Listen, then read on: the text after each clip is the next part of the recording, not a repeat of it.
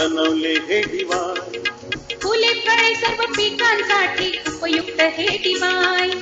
द्राक्षाच्या ड्रिपिंग साठी सर्वोत्तम हे डिवाइन. नमस्कार, मी कृषीदूत बायो हर्बल्स कंपनीचा प्रतिनिधी सुयोग वाकडे. आज आपण मुखेड या गावामध्ये प्रगतशील शेतकरी आणि निर्यातक्षम द्राक्ष उत्पादक शुभम भाऊ यांच्याकडे आलेलो आहे. तर शुभम भाऊकडे कुठले कुठली व्हरायटी आहे द्राक्षाची आणि ते कृषीदूत बायो हर्बल्स कंपनीचे कुठले कुठले प्रॉडक्ट कोणत्या कोणत्या स्टेजला वापरतात हे आपण त्यांच्याकडनं आज जाणून घेऊ. शुभम भाऊ नमस्कार, मी शुभम विश्वास जगताप, गाव मुखेड. माझ्याकडे 8 एकर द्राक्ष क्षेत्र आहे. त्यामध्ये वेगवेगळ्या व्हरायटी आहे. इलोंगेटेड व्हरायट्यांमध्ये RK, सोनाका, माणिक चमन, कलरमध्ये नानासाहेब पर्पल आहे, सुधाकर सीडलेस, 2A क्लोन पण आहे. तर हे 8 एकर क्षेत्रामध्ये या वेगवेगळ्या व्हरायट्यांची लागवड झालेली आहे. तर शुभम भाऊ, द्राक्ष बागेच्या साधारण छाटणीपासून ते हार्वेस्टिंगपर्यंतचा जो कालावधी आहे त्या कालावधीमध्ये आपण कृषीदूत बायो हर्बल्स कंपनीचे स्टार्टपासून तर शेवटपर्यंत कुठले कुठले प्रॉडक्ट वापरतात आणि कोणत्या कोणत्या स्टेजला वापरतात आपण ते तुमच्याकडनं आम्हाला जाणून घ्यायचं आहे.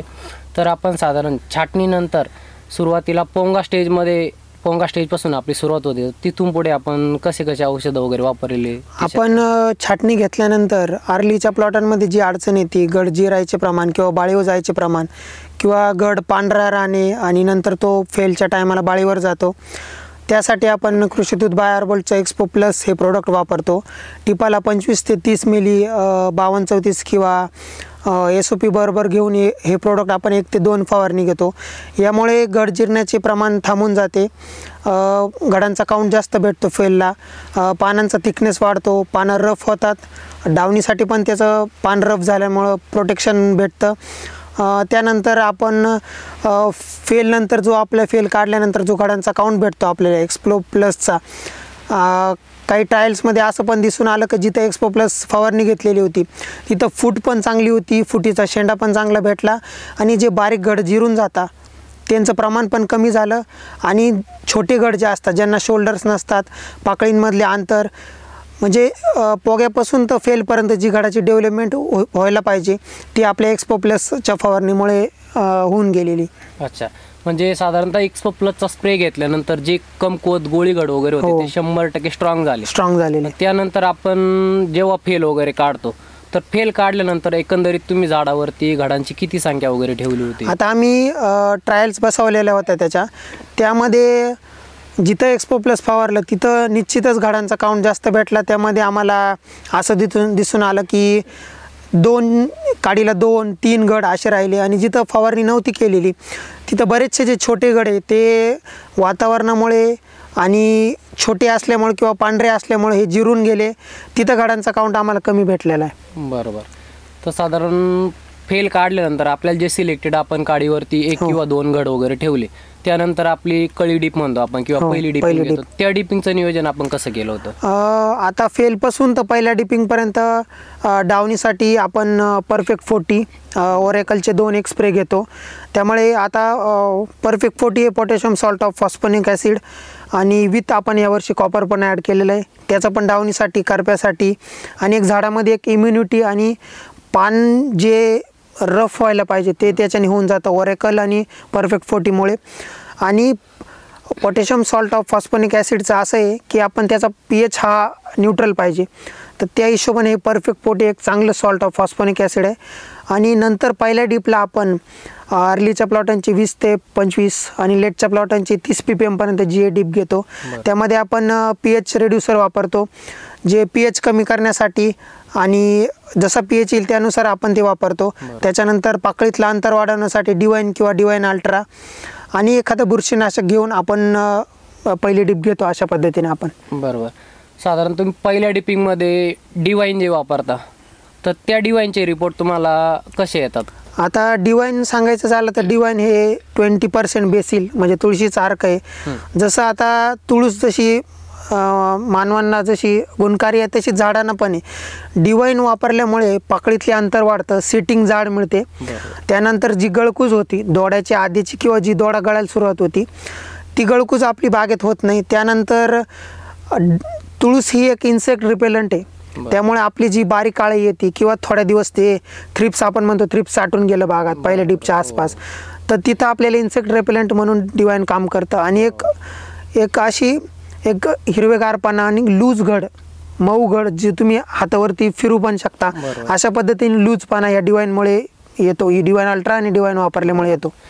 म्हणजे साधारण पहिल्या डिपिंग नंतर पुढे परत दोडा अवस्था ते फ्लावरिंग स्टेज जी येते त्या स्टेजमध्ये जो थ्रिपचा वगैरे बऱ्यापैकी अटॅक असतो, तर त्या थ्रिपचा अटॅक कंट्रोल राहण्यासाठी तुम्ही तिथून पुढे थ्रिपचं नियोजन थ्रिप्स आता आपले कसे सॅम्पलिंगचे प्लॉट आहे सगळे, तर त्यासाठी आपण कृषीदूत बायोऑर्बलचे ग्लोबल आणि एक अजून सांगायचं राहिलं पोग्यातली आळी जी येते, बरोबर, जी आपण नाईट आळी म्हणतो, त्यासाठी आपण ओनिक्रा, हे सगळे जे नॅचरल इन्ग्रेडियंटचे अर्क आहेत, बरोबर. तर त्यामुळे पोग्यातल्या आळ्याला सुद्धा ओनिक्रा वापरतो आपण. आणि जे थ्रिप्स येतं त्यासाठी ग्लोबल वापरतो आपण. त्याच्यानंतर मिलीबगसाठी छाटणीनंतर आपण सुदर्शन 3 ते 5 मिली घेऊन गच्च खोडवालांडी धुवून घेतो. त्यामध्ये मॅटरायझम मोर्टिसिलम जे कृषीदूत बायोचे विरी आपलं मॅटरायझम ते आहे, त्याने आपण जमिनीवरती पण फवारणी करून घेतो. त्यानंतर थिनिंगला एक सुदर्शन आणि डायक्लोरवरचा स्प्रे घेतो आपण 3 ते 5 मिलीने. तर असं पकडणं आपलं कीड नियंत्रण असतं त्यामध्ये. बरोबर. म्हणजे तुमचे साधारण फ्लावरिंग स्टेज पासूनच सुदर्शन ग्लोबलचे स्प्रे वगैरे चालू राहतात. तर मग पुढे गेल्यानंतर समजा तर तुम्हाला जो काही मिलीबग वगैरे येतो आपल्याला पूर्ण काम करता ते मिलीबगला सुद्धा कंट्रोल होतो आणि ऑर्गॅनिक कंट्रोल भेटतो. त्यामध्ये आम्हाला डिटेक्शन कसलं येत नाही केमिकलचं. 2 वेळा खोडं धुतल्यावर सुदर्शनने मिलीबगचा कुठलाही त्रास जाणवत नाही, पेपरच्या प्लॉटमध्ये पण आणि ओपनच्या प्लॉटमध्ये पण. साधारण नंतर परत फ्लावरिंग स्टेज जेव्हा पास होते तेव्हा आपण सेकंड डिप वगैरे चालू होते आपलं, तर सेकंड डिप पासून पुढचं नियोजन कसं असतं? आता फ्लावरिंग पासून जे आपल्याला गळकुजीचा प्रॉब्लेम आहे, बरोबर, तिथून आपण कॅल्शियम आणि मॅग्नेशियमचे, कॅल्शियमसाठी आपण कृषीदूत बायोऑर्बलचे कॅरिबियन वापरतो. त्यामध्ये ऑर्गॅनिक मॅग्नेशियम आणि कॅल्शियम आहे, 11% कॅल्शियम आहे आणि बाकी अमिनो ॲसिड्स आणि प्रोटीन्स आहे. तर ज्या वेळेस आपल्याला समजा ढगाळ वातावरण आहे, ऊन भेटत नाही आहे, झाड एकदम स्ट्रेसमध्ये गेले, त्यावेळेत आपण हे कॅरिबियनचे स्प्रे घेऊन टाकतो. त्यामध्ये 11% कॅल्शियम असल्यामुळे 2 स्प्रे आपले दोड्यापर्यंत पडून जातात. त्याच्यानंतर फ्लावरिंग ते सेटिंगपर्यंत जे आपली गळकूज होते त्यासाठी आपण ओरॅकल आणि डिवाइन अल्ट्राचे 2 ते 3 स्प्रे घेतो. त्यामुळे ओरॅकल वापरल्यामुळे भुरीचं नियंत्रण होतं. त्यानंतर तुमचं करपा असो, डावणी असो आणि सेटिंग जाड होणं, जी गळकूज होती ती ओरॅकल आणि डिवाइन वापरल्यामुळे ही एकदम फार नगण्य किंवा होत नाही. त्यामुळे डिवाइन आणि ओरॅकलचे सेटिंगपर्यंत आम्ही 2 ते 3 स्प्रे घेतो. त्यानंतर बाकी कुठलंही केमिकल आम्ही वापरत नाही. हेल्दी सेटिंग होती, बेरी सेटिंग होऊन जाते ओरॅकल आणि डिवाइन फ्लावरिंगमध्ये वापरल्यामुळे. बरोबर. नंतर तुमचे जे काही सेकंड डीप पासून पुढचे जे मशीनचे एसएच किंवा कॅपेन वगैरे काही जे स्प्रे असतील त्या स्प्रेचं नियोजन तुमचं कसं असतं? समजा आता 2 ते 3 mm ला आपण सेटिंग घेतो, सेटिंग स्प्रे घेतो. आता आपण याच्या आरकेच्या प्लॉटमध्ये बसलेलो आहे, याला 2 ते 3 mm ला आपण सेटिंग स्प्रे चिमाने टाकलेला आहे. यामध्ये 30 ग्रॅम जी आहे एकरी 1.5 एकरला घेतलेला आहे. त्यामध्ये आपण आयडियल कॅप्सूल जे कृषीदूत बायोऑर्बलचं सेल इलॉंगेशनसाठी आहे ते वापरलेलं आहे. त्यानंतर युरिया आणि कॅरिबियन 1 लिटर आणि डिवाइन अल्ट्रा वापरलेला आहे. यामध्ये लांबी, घड लुझिंग, कॅरिबियन वापरल्यामुळे जे कॅल्शियम आहे त्याच्यात जे स्प्रे टाकल्यावर घड कडक येतात ते काम हे 11% कॅल्शियम फार चांगल्या प्रमाणे, आणि तुम्ही टँक मिक्स आहे कशात पण मिक्स इझिली होऊन जातं न्यूट्रिएंट बरोबर, त्यामुळे हा पहिला सेटिंग स्प्रे पडतो. त्याच्यानंतर थोडीशी 3 ते 4 mm ला ह्याच आर्केटच्या प्लॉटला 1.5 एकरला 30 ग्रॅम जी आहे कंबाईन घेतलेला आहे 1 लिटर. त्याच्यानंतर डिवाइन अल्ट्रा आयडियल कॅप्सूल वापरलेले आणि Caribbean 1 litre. Caribbean ultra, divine ultra आणि काही केल्प. आता काही केल्प हे रेड आल्गी आहे, रायडोफायटा, याचं काम असं आहे की अँटी स्ट्रेस आहे, जे बायोटिक स्ट्रेस येतात झाडाला त्याच्यापासून. जर त्यावेळेस सूर्यप्रकाश नसला तर काही केल्प याने गर भरतो. त्याच्यानंतर एक चकाकी आणि लस्टर हे चांगले येतं. तर दुसऱ्या डिपिंगला आणि तिसऱ्या डिपिंगला काही केल्प हे एकरी 1 ते 1.5 लिटर आपण स्प्रेमध्ये किंवा हँड डिपमध्ये, प्लस कॅरिबियन हँड डिपसाठी 2 ते 2.5 मिली आणि आपण स्प्रेसाठी 1 ते 1.5 लिटर एकरी वापरतो. अशा प्रकारे दुसरी आणि तिसरी डिप आपली घेतो आपण. बरोबर. म्हणजे साधारण आपल्याला दुसरी आणि तिसरी डीप झाल्यानंतर जेव्हा समजा थंडीचं वातावरण वगैरे असतं तेव्हा साईजचा वगैरे आपल्याला प्रॉब्लेम, तेव्हा आपण टचअप स्प्रे वगैरे जे टाकतो जे सोबत तेव्हा ते नियोजन कसं असतं आपलं समजा? आता तिसरी डीप पासून तर काचात येईपर्यंत आपल्याला तेवढा चान्स असतो. काचात आल्यानंतर आपण PGR किंवा काही अमिनो ॲसिड वापरू नाही शकत, बरोबर. कारण उकडे येतो, बर्निंगचे प्रॉब्लेम्स येतात. त्यासाठी आपण तिसरी डीप झाल्यानंतर थिनिंगमध्ये गड हाताळल्यामुळे गड कडकपणा होतो. त्यामुळे आपण तिसरी डिपिंग झाल्यानंतर आता ऑलरेडी आपण कॅल्शियमचे दोन वेळा ॲप्लिकेशन होतं कॅरिबियन थ्रू, 11% कॅल्शियम आणि प्रोटीन्स वगैरे ते. तर आपण नंतरमध्ये कॅल्शियम क्लोराईड आणि बोरॉन वापरतो, 2 स्प्रे ते घेतो. त्यामध्ये पहिला स्प्रे आपण GA आणि कॅरिबियनचा टाकतो आणि नंतर एक कॅल्शियम क्लोराईडचा. त्याच्यानंतर आपण कृषीदूत बायोबलचं ॲमिफर म्हणजे EDTA फेरस आणि EDTA मॅंगनीज आणि डिवाइन अल्ट्रा असे 2 स्प्रे घेतो. त्यामुळं काळोखी आणि जो घडाला ग्रीनपणा पाहिजे, पानं जे हेल्दी पाहिजे, तो एक स्प्रे घेतो. आणि याबरोबर आपण एक हायड्रोलाइज प्रोटीन म्हणून जे रिवायटल आहे त्याचा आपण 2 स्प्रे घेतो. त्यामुळे जे बादाडामुळे पानं पिवळे पडतात दवामुळे, तर त्याच्यासाठी आपल्याला त्याचा फायदा होतो. अशा प्रकारे आपण जे तिसऱ्या डिपिंग आणि काचात येईपर्यंतचं आपलं नियोजन साईजसाठी असतं, जे साईज थांबून जाते आपण म्हणतो.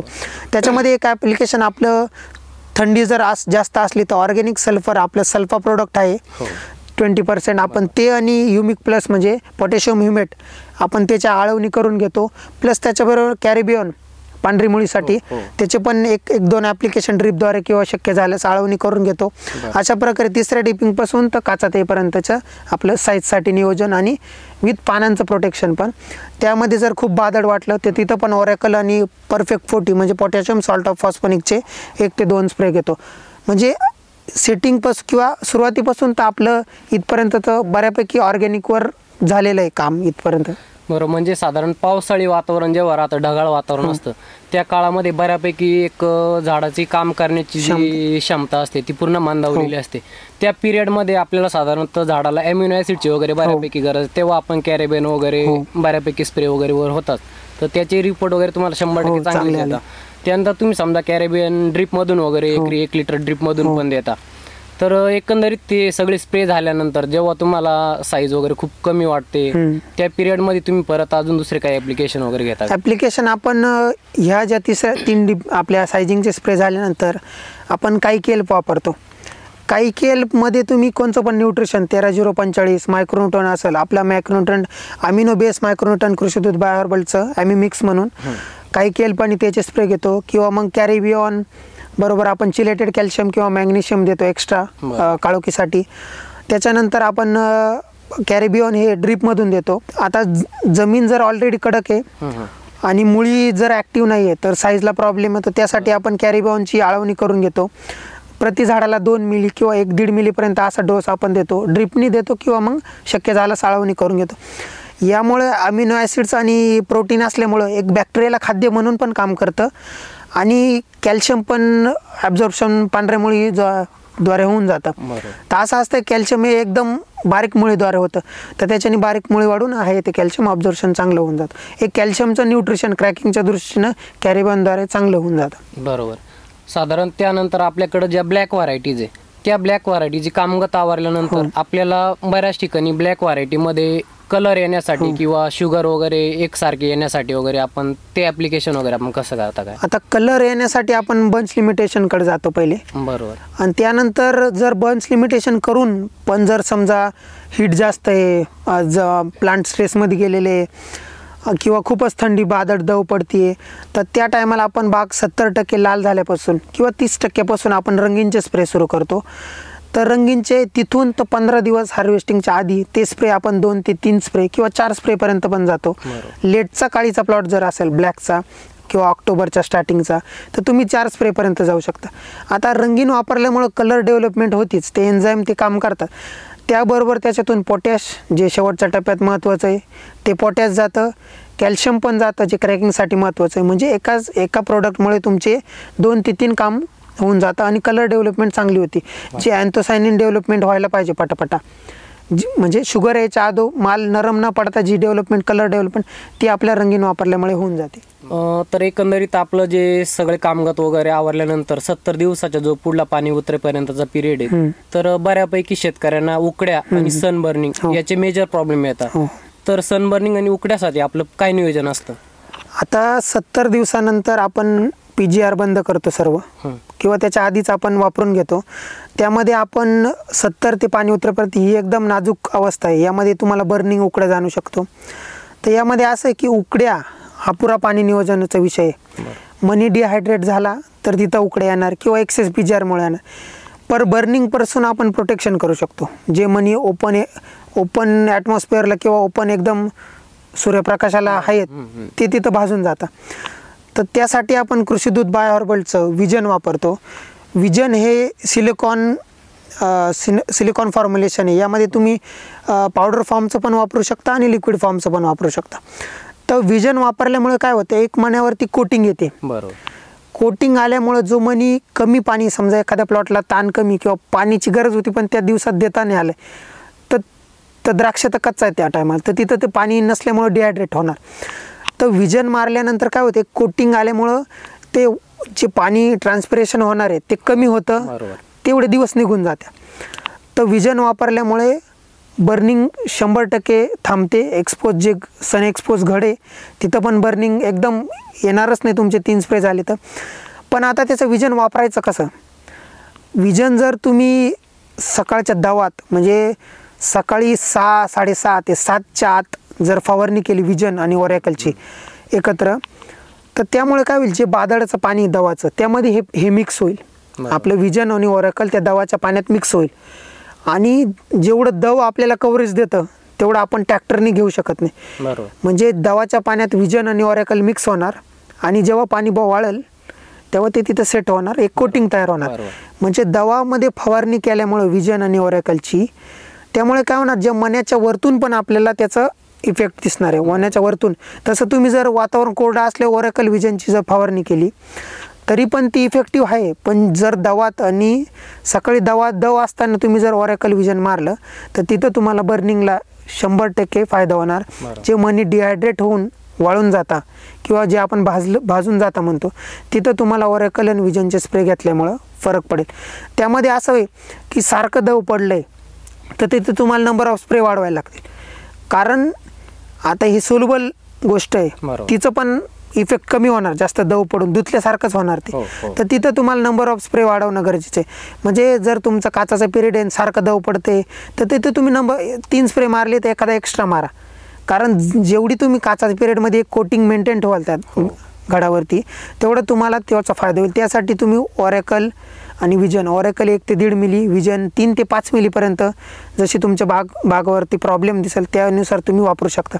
आता विजन वापरण्यामध्ये तुम्ही न्यूट्रिएंट पण घेऊ शकता. जेव्हा ओरॅकल वापरायचं नसेल, विजनमध्ये तुम्ही बरेचसे न्यूट्रिएंट पण घेऊ शकता, 52, 34 आहे, मॅग्नेशियम, ते पण तुम्ही वापरू शकता इफेक्टिव्हली काचाच्या पिरियडमध्ये. NPK किंवा मायक्रोन्यूटन. तर आपण जे काही संपूर्ण प्रॉडक्ट वापरलेले कृषीदूतचे, तर हे प्रॉडक्ट तुम्ही शेतकऱ्यांना काय रिकमेंड कराल या प्रॉडक्टविषयी? आता आपल्याला जे आता जसं आपण बघतोय की विषमुक्त अन्नाकडे जाण्याची गरज आहे आपल्याला. यामध्ये सगळंच, भाजीपाला असो, फ्रूट, हॉर्टिकल्चर क्रॉप असो, सगळंच. तर यासाठी आपण कृषीदूत बायोहर्बल्स ही यामध्ये सतत काम करते, नवीन ऑर्गॅनिक प्रोडक्ट्स आणलेले आहेत. तर माझं रिकमेंडेशन असं आहे आणि अनुभवातून जे असं की ऑर्गॅनिकमुळं आपल्याला जास्त जे 6 दिवस आपल्याला केमिकल वापरून जे प्रोटेक्शन भेटतं, इन्सेक्टिसाईड असो, पेस्टिसाईड असो, फंगीसाईड, तर आपल्याला ऑर्गॅनिक वापरून, आणि झाडं पण त्याला खूप चांगला प्रतिसाद देतात ऑर्गॅनिक प्रोडक्ट्सला. आता तुम्ही जर खालच्या जमिनीच्या दृष्टीनं बघितलं तर आपल्याला आज गांडूळ दिसत नाही जमिनीमुळे, मध्ये बॅक्टेरियाचा काउंट कमी झालेला आहे, ऑर्गॅनिक कार्बन. याचं कारण असं आहे की केमिकल वाढलेले, केमिकल वाढल्यामुळं आज गांडूळ जमिनीत जगू शकत नाही. तर तुम्ही जे ऑर्गॅनिक प्रोडक्ट जर वापरले जमिनीत किंवा वरती पण, तर झाडं त्याला चांगला प्रतिसाद देतात, जमीन पण चांगली प्रतिसाद देते त्याला. तर माझं अनुभवातून मी असं सांगतो की कृषीदूत बायोहर्बलचे जेवढे पण ऑर्गॅनिक प्रोडक्ट आहे, द्राक्ष शेती नाहीच तर सर्वच भाजीपाल्याला तुम्ही आवर्जून वापरा आणि 100% रिझल्ट आहे. ऑर्गॅनिकचे तुम्ही आज इन्व्हायरमेंट फ्रेंडली, एकदम इझी टू यूज प्रोडक्ट्स आहे, कुठलाही साईड इफेक्ट नाही, माणसाला पण नाही, प्राण्यांना पण नाही. त्यामुळे तुम्ही हे प्रोडक्ट एकदम आवर्जून वापरा. आणि मी विनंती करतो की हे प्रोडक्ट वापरल्यानं तुमचा जो अनावश्यक खर्च आहे आणि जो वेळ तुम्ही शेतीत देता हा नक्कीच कमी द्यायला लागेल आणि कमी खर्चात तुम्ही चांगले उत्पादन घेऊ शकता. धन्यवाद.